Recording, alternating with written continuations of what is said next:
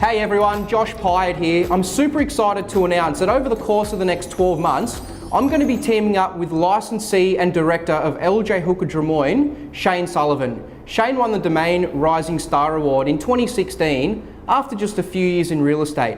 Every month, we're going to talk about how Shane conducts his business, what's led him to his great success, and everything in between, such as prospecting, working the database, buyer and vendor work, pitching for the business, etc.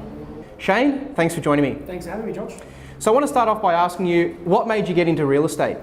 Look, there wasn't a big factor that led me into real estate. It's something I kind of fell into. I worked in retail when I was at school and really enjoyed sort of dealing with people. What I really liked about the industry was that you could kind of control what you earned, and I was a big fan of that. So I was lucky enough to get a start just out of school and going strong ever since. Yeah, good. And I know that from when you started, you started as a receptionist, went to leasing executive, then into sales assistant, full-time sales, and now you're a business owner.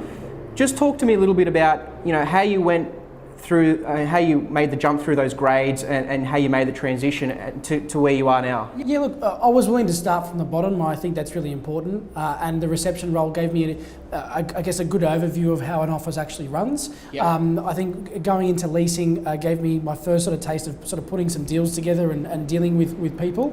It wasn't until I moved into being the assistant of the principal of the office that I really started to really enjoy real estate. I knew that sales was for me, helping buyers buy and sellers sell, and just learning every part of the selling process. Then going out on your own was an exciting time, and then to now be a director of one of our offices and an assistant with me now is it's been a good journey.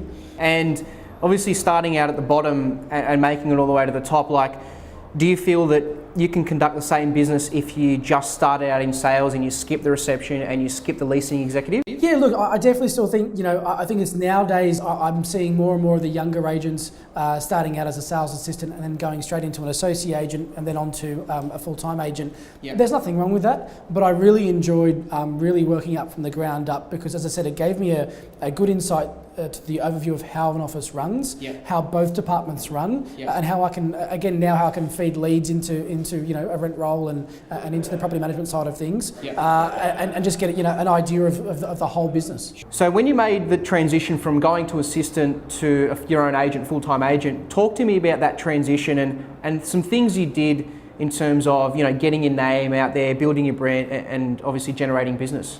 So obviously jumping out from under my principal into a sales full-time role was pretty daunting at the time. And I think young agents put a lot of pressure on themselves. They're used to doing, whether it's 30, 50, 80 deals with their principal, to then out on their own, they feel like they have to sort of emulate what their principal's doing. And I think it took me some time just to take a deep breath and realise that I don't have to go and list 30 and sell 30 that first year. It's more about getting your name out there, laying some really good foundations, and thinking that I'm in this business now for a lifetime. So let's start really solidly and let's get a good foundation and work from there. Yeah, I think it's a bit like building a house. Like if you've got shonky foundations, and the house is going to crumble pretty quick.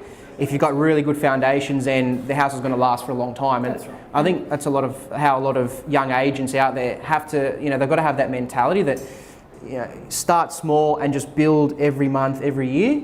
And it sounds like that's what obviously you did. Yeah, so to start out, I was mainly letterbox drop was a must do and a bit of door knocking. But I really thought calling through old OFI OFI books that the office had from the past 10 years was a great way to get that ball rolling in terms of starting to generate a database.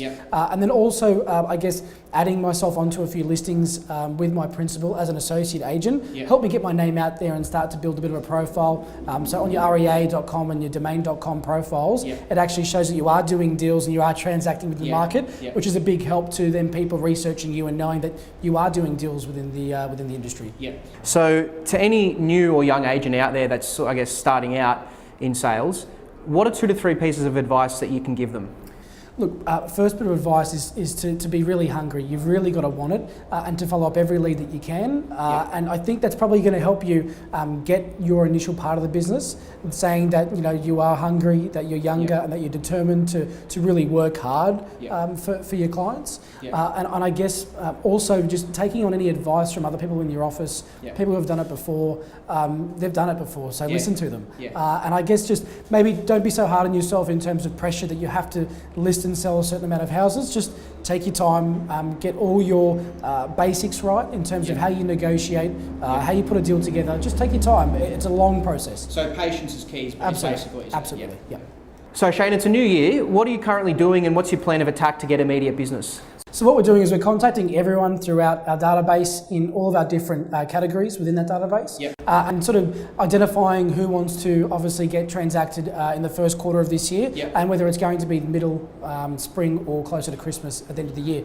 And it's identifying that if they want to be sort of sold by Easter, they really need to be chatting to us now. I know we've just sort of finished Christmas and New Year, but within 3 or 4 weeks to get a house ready to market, then a 4 to 5 week campaign and a 6-week settlement, we're almost at Easter anyway. So I guess it's just probably reminding people about that we need to get the move on if that's what they want to see happen, and obviously trying to get the best start to the year to help with our momentum leading towards the end of the rest of the year.